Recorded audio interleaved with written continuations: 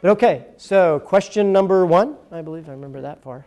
Well, this is a quick question. I know in the past week we were celebrating the 100th anniversary of the Girl Scouts. Yes. And I'm writing a letter to the editor, supportive of them and critical of the Boy Scouts. What I would like to know for sure is, I understand that you can't be a Cub Scout leader or a Boy Scout leader if you're atheist or gay.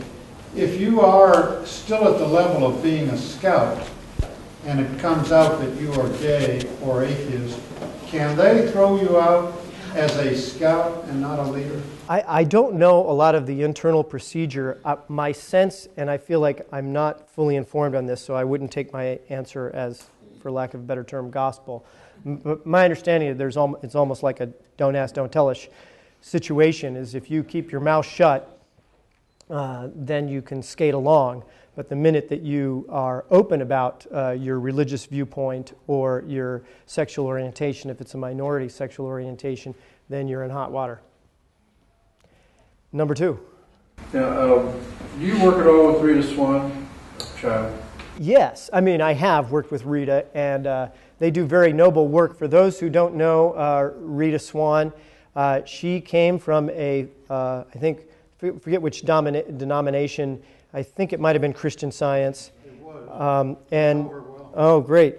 And she had some tragedies in her life that were very tough, and she moved into advocating for children in the situation of faith healing. It really is a dramatic issue to me. I don't want to overstate it or understate it, but there are documented cases over the last 20 years of, a few hundred people who've died. And the infants is really scary because they can't keep track a lot of times of when infants die or why or the situation. So that number is very vague and hard to gauge. But in some ways I feel like that's the tip of the iceberg. Like my friend Liz Haywood in the video you can see on YouTube, she didn't die. She's alive today, but this was an incredible lifelong trauma, and I think there's a lot of people who suffer with it. And what's ironic to me is I bet you there are people in this room who probably, to your credit, spoke out against what happened at Abu Ghraib or other types of torture, and I commend you for it. But the types of situations that these children go through is far worse, just horrific. Children with giant festering tumors coming out of their eyes. There was one case with a little girl, 3-4 years old, blood smeared down the hallway in her house because she was bleeding from a tumor out of her eye.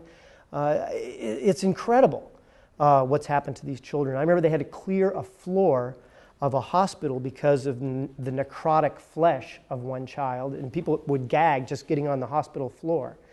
And nobody's protesting, nobody's speaking out about this. And I also want to be very clear and cautious that it's not legal per se, but the minister can say, listen, the standard is separate. There was a terrible case in Pennsylvania where the child protective workers who were trying to do the best job they could, but they saw that there was this separate standard, and they knew if it had been a typical home, they would have gone in and said, your kid's got a problem with his foot, which was the situation. We're going to take your kid and get the kid's foot fixed.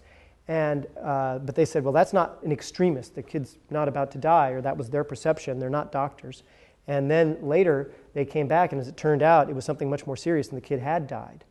And so you just think how terrible it would have been for the child protective workers, but it's really not their fault. It's the fault of the standard in law, which should be strictly the same, religion or no religion. So it's a great organization, Child, and I encourage people to support it, and it's something that I want to raise because I think it's just a dramatic example of only religion would even remotely justify something like that. I'm with you. I'm like in that is not what I'm going to take it anymore category. Yeah. But I'm a little perplexed as to how you intend to get through to some of these people, considering, you can't reason the people who come to beliefs that they haven't used reason to get to in the first place. But as soon as you start presenting them with these things, they stick their fingers in their ears and they ignore things and they say, that's not me, I don't do things like that, my beliefs aren't like that, and all those kinds of issues. Sure. How do we get across to some of these people? Because it's easy enough to preach to the choir and we all get upset and riled up, but to get through these people who we need to get through to. Well, let me divide the categories of people we need to get through to, because I was trying to listen for what type of person you're picturing. And it sounded like, for instance, what I'll call the religious person would say, of course I think faith healing's crazy, for example, and say I'm religious, but I don't believe in that, which is quite true. Or many religious people and who are reasonable in many, many other ways or many ways in their lives, but people who are saying what you're picking out is the extremists, the super fundamentalists, and of course I'd say, well, you haven't looked at the Republican primary lately. I mean, it is remarkable. I document this in my book. This is unprecedented in American history. There is no time in American history where one sect, one religious sect, essentially fundamentalist Protestantism, has veto power over one of two major political parties in the most powerful nation on earth. That has never happened before, and that's what they have. So it is significantly powerful. However, if you're addressing, or I'm addressing, religious liberals, if you will, I tried to address that to some degree in my remarks tonight, is I think there are, and I mean it sincerely, there are good-hearted religious people, and I'd say, I extend a hand, help us change all these laws. Because I do see a lot of them who, when I say, okay, help us change all these laws, they say, well, you know, that's their point of view, and they start to try to justify it even though it's not their own position. And again, my standard is, I hope, past that age now, but I hope that I would take up arms to protect people's religious liberty and express the most extreme religious view, nonviolently, that they want to express. But all these things that I talked about and described, none of them are a constitutional right, zero. They are all statutes that are above and beyond the constitutional right. And so I'm saying I'm absolutely with religious people if it's protection of their constitutional right. What I'm against is all this icing on the cake that seems to harm other people. And then to address further, there's a chapter in my book about both the strategy and then about the demographics. The demographics are on our side, so that's very positive. Young people increasingly are secular, and that's a trend in our direction. Where we are really falling behind, and an important part of my book, is really building a network and an organization that legitimizes this viewpoint as a player. And I think it is entirely realistic. And the one thing I mentioned in my speech, because it's the one that is most important to me, is getting those statewide secular policy advocacy groups. So these groups would not replace a group like this group, wouldn't have any intention of doing that, but it would network a group like this with others, kind of like United Core does, but on a statewide level, and says, we'll talk to the folks in Springfield, and we'll talk to our representatives in Washington, D.C. And I view this, I talk about a plan to the year 2020. And I think it's realistic, not that we would change all of America by 2020, but that we can build a very, very credible movement. But we need to make the effort. And if you look at the religious right, in some ways I tip my hat to them. If the religious right looked at America in the late 60s and early 70s, they were on the losing end of the ball game. And they said, we're going to organize. And we haven't done the same. We need to do that. I want the young people in this room to say, maybe I'll run for the school board. Maybe I'll run for the legislature. And we'll start to change American society. This is a multi-year effort. But I think it's quite realistic. Another last point on this, because you're raising a really important question, is I think there's a huge middle out there that is right with us. I really do. And I think if you did a proper poll, a real poll, not a poll that sets people on the defensive about their religious beliefs. Most people don't want to say, what's your religion? They back off right away. But if you say, well, how do you feel about the religious right? I'd say the great majority of Americans, and I know Mr. Obama's pleased with this, aren't excited about the religious right. And then you say, well, what do you think about this and this? And you ease people into, I think, functionally, whether they use the labels or not, functionally, a much higher percentage of Americans are effectively secular in their day-to-day lives, and we need to illustrate that reality to our fellow Americans. And part of it is organizing, and part of it is kind of a sophisticated poll that I think is critically important for our success. So next one. I have a number, but I just want to comment a little bit here. Quote by Jonathan You're Swift. cheating, but go I know, sorry, but Jonathan Swift of Miller's Travels. He says, you can't reason someone out of something who hasn't been reasoned into it. And I love that quote, and I think it was nice. Although one last addendum to that about the not reasoning. I travel around the country all the time. It is my mission to get these organizations going, and I'll tell you, some of our best leaders are former fundamentalists. So it not only happens, it happens fairly regularly. And I think that, say you're, and I've met him. I was talking to a guy in San Diego. He came from the strict Mormon home, and now he's a leader for secularism, because there's just some people, they get to that point and they say, no, this isn't working for me. I'm heading right out. And I bet you there are people in this room who've been through that experience. I haven't. I'm basically, although people keep saying I was Catholic because I went to Notre Dame, it's not true. But there are other people who come from very religious backgrounds who I see as some of the strongest strongest advocates for secularism and can provide real leadership, because in some ways I can't testify to the pain that some of these folks experience. I mean, I was talking to women who, when they were girls, they talk about some of the experiences they had in fundamentalist situations and strict situations, and they say, this is awful, and they can talk about that in a way I can't. Next number. I don't know. How do other countries, Canada or Western Europe, compare with some of these laws that we've iced out of the cake? Well, they do have issues, but not our issues. I mean, the irony is, and Richard Dawkins and I've been lucky to be his opening act last fall, and I'm going to be his opening act again here along the West Coast in April of 2012, and some venues, the Reason Rally and elsewhere on the East Coast. So there are issues in Europe, and he gives a good talk describing those issues. And one illustration of this is in Oklahoma not too long ago, they passed a law saying, there shall be no Sharia law in Oklahoma. As if there was ever the remotest danger of there being Sharia law in Oklahoma. But there's an irony, because places like Oklahoma and places that pass that kind of law are the very places that, to me, are really the mirror image in fundamentalist Protestantism. Is they really pass laws that are like Sharia. And some of the things that Santorum says, I swear, if you just cut them out, put them after some of the leaders of the religious fundamentalist Muslim movement in the Middle East, he'd fit right in. It's really a mirror image. So it's significant in the United States, fundamentalist Protestant right. In Europe, and to some degree in Canada, I've had people describe situations.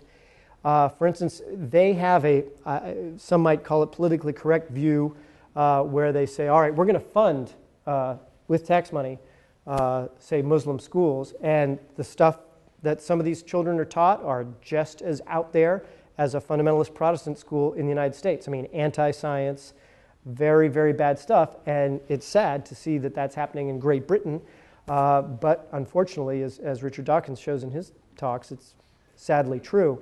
It's ironic to me because Richard Dawkins, as many of you know, he'll get all these pot shots taken at him.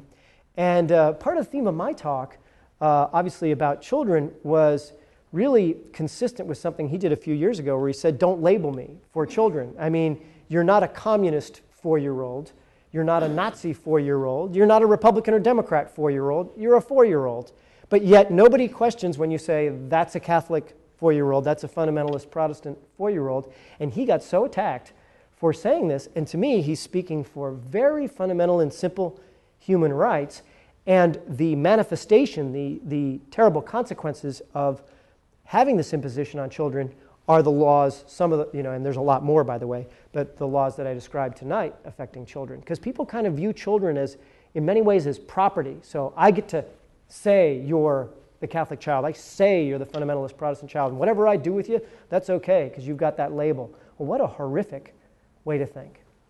It's terrible to raise my child the way I want to raise him. Right, and but if it's something else, and that's the irony, if you said as a secular person, I'm going to medically neglect my child, no, they would cart that child right out of the room. There wouldn't be any hesitancy. But if you use religion, then everything becomes much more complicated. You have inspired me to connect thinking about framing issues and what George Lakoff has said, right, that humanists, along with other liberals and progressives, need to do better. Right. And I just read an article by him analyzing Santorum's and other fundamentalist Christians' approaches to family values. And of course we have family values too.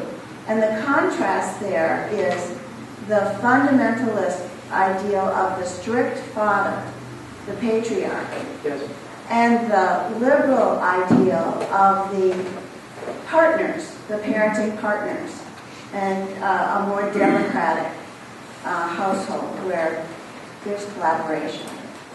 And it seems to me that keying into your bullying, the strict father really is a model of the father is a bully. Certainly, I think that what they have done is very wisely in some ways, well, craftily, they have done a lot of reframing, as you describe. And I do a talk, Atheism, a New Strategy, where I address this very specifically, and that's on YouTube. But in Atheism, a New Strategy, I talk about how we discuss our issues. And a key point that I think you're getting at is that in our worldview, which I'm very proud of, an evidence-based worldview, a science-based worldview, that to me is the great step forward for our species, and I'm very proud of it.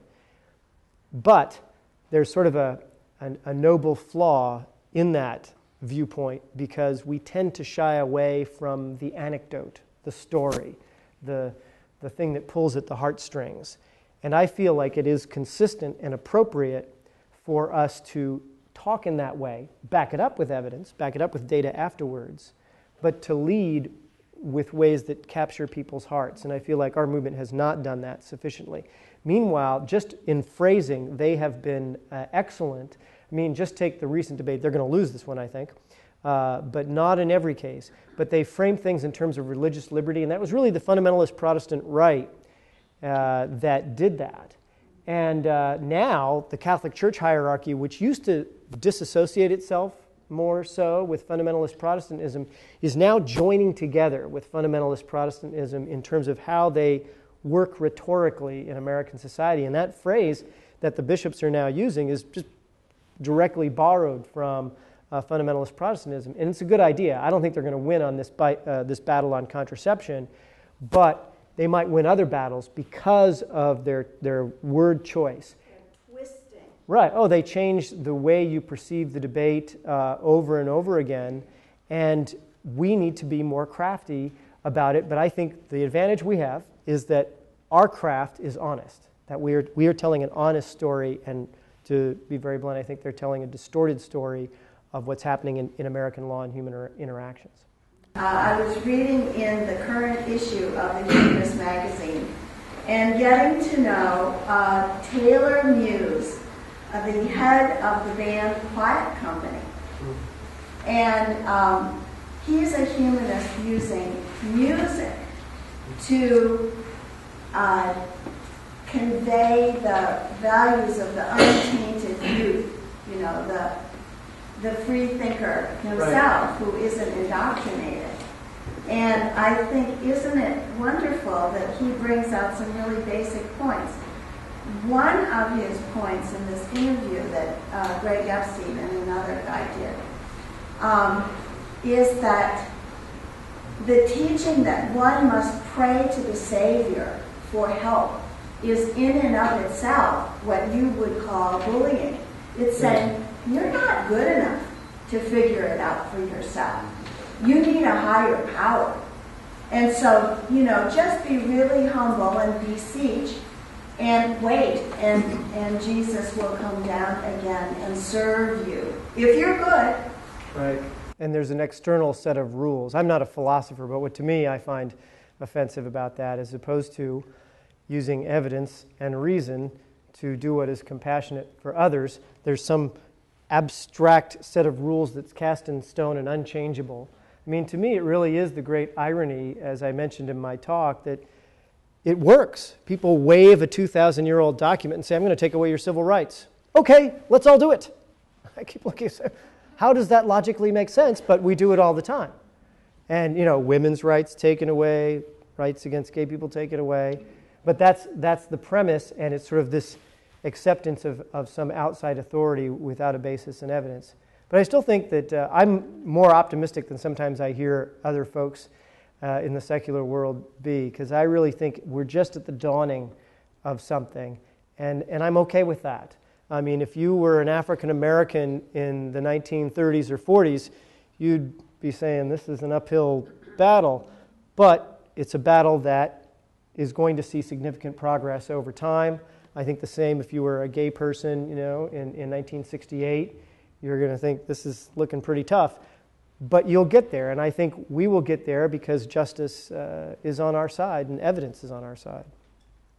I'm a school social worker. I work in elementary schools, yeah. And so your talk really did kind of hit home with me. And we do indeed have this Good News Club, and it just started today again. I'm very curious. And I have concerns and issues about it because I share the same concerns about how can you do this on public property, but because it's after school, they can do it. It's a Supreme Court ruling that I think is wrong, but I have even so, go ahead. An anecdote to share with you. Last year I had a child, our children are vulnerable.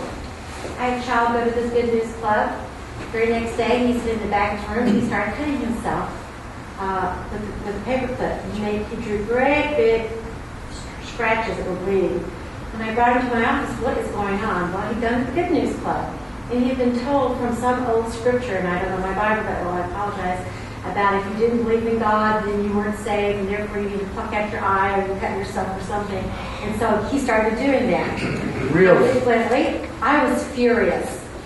I kept thinking it was, how dare they allow this in our school? How dare they? And so, of course, I had to call the parents, and we had them hospitalized, but all because of this dumb Good News Club. And now this child, I just want to follow up on this. This child is not fundamentalist themselves? No. Okay. And they were invited to this? Yes, they sent out a flyer and backpacks that go home with all the kids. Okay. And I'm an attorney, and I did serve on my judiciary committee in my state legislature for 6 years, so I'm curious how this is set, because the basic principle is that the Supreme Court ruled they can do this once that buzzer buzzes, which, again, if I were on the Supreme Court, I don't agree with that. And there were good legal scholars who don't agree with that, because essentially it's very obvious in my mind that if you're a child, you have this authority figure on campus. How is a child going to understand this distinction? It's not appropriate. But leaving that aside completely, even with that ruling, it's called time, place, and manner restrictions, and those are perfectly appropriate even with the ruling. So you can say, here's the times, here's the place, here's the manner, like I said about the flyers. And from what I'm understanding, the restrictions aren't there, even though those, despite the Supreme Court ruling, would be permissible to say, for example, you aren't distributing those. You're not distributing religious materials during the school day on campus. That's not going to happen. We're going to restrict kind of things that could lead to bullying. You could definitely restrict it in an appropriate way. And one thing I'd like to see is a movement among us to start speaking out. And again, I reach out to religious people. There's a lot of good, liberal religious people who would agree that this is wrong, and say, let's build a coalition to say, we're going to find every single legal way that we can restrict what they're doing, because they are insidiously moving in, and the amount of funding they have to do it across the United States is incredible. One piece, that woman named Catherine Stewart writes about this, and this is out in the Northwest, which is supposedly one of the most secular regions of America, and they were just going to town with this out in the Pacific Northwest. So think what it must be like if you're, a kid in Alabama where the school administrators are on the other, they're on the fundamentalist side. They, are even in some, I'm not going to stereotype all of Alabama, but some are in these smaller communities, and maybe even some of the larger ones, really on board with fundamentalism, which in a lot of other regions of the country is not. Then you have a real problem if you're a kid with a minority view.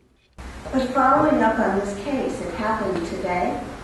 No, it happened last year. Last year. When the Good News Club, I think, starts this time of year and goes to the end of the Okay, school. but has the sending the announcement flyer home in the backpack of the child, the children, has that continued or has it stopped? Yeah, it started. Oh, again. Because the club started again today. Okay, after that school. is a violation, and I think that a letter should be written and should go out I know these kinds of letters are sent by the humanists sometimes, but more frequently by Americans United for Separation of Church and State, by the Freedom from Religion Foundation.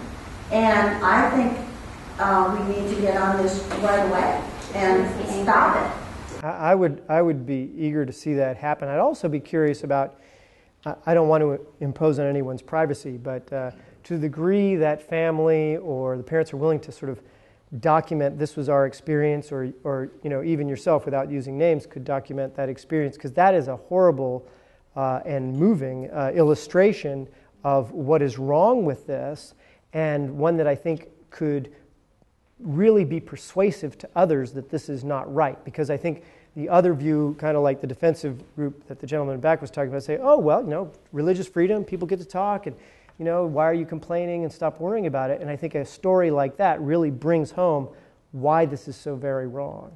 You would think that Chicago is very secular too, but the public schools, they have churches that use their facilities. High schools that have church services, weeknights on weekends, like multiple nights a week. And Really? this is year round. Absolutely. And there's lots of that happening in the United States. I would recommend Catherine Stewart's book on this topic. Well, actually, this church used to be in a school, too. Yeah. And that doesn't mean that when people, and by the way, that doesn't mean when people do that, it's wrong. I do a talk where I talk about the parsonage exemption, which I don't have time to explain the whole thing here, but there are ministers who are just abusing it, but it's perfectly legal to have even palatial homes, which you help subsidize.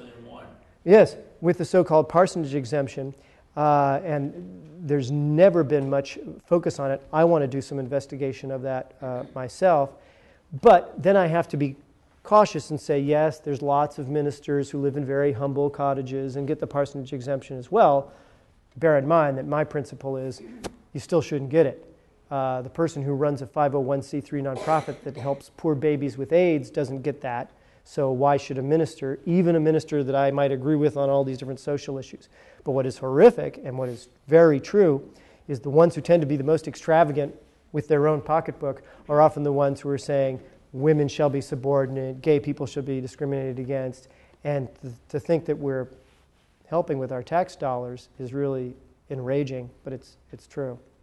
Yeah, last question. One would have thought that the equal protection of the 14th Amendment could be used as a sledgehammer in these cases. Is that not the case? It's a good argument, and one that I think, if you're talking about the religious bias issue, I think it's a valid point. And I don't know there's been enough of a challenge in, I talked about several different laws here, so you'd have to depend on which one you're talking about. I think there's an argument as far as girls. The problem is, who's bringing the case. But really, you're an 11-year-old girl and you're in a fundamentalist school and they're teaching you that you should be subordinate. It's terrible that it's happening, but I would like to see a legal basis for challenging it. But even more than that, what I want to see is a movement that highlights all of these laws and says to politicians, it's wrong. Right now, the politicians hear for religious bias adamantly and silence. There's very little on the other side. We need to organize to be that other side.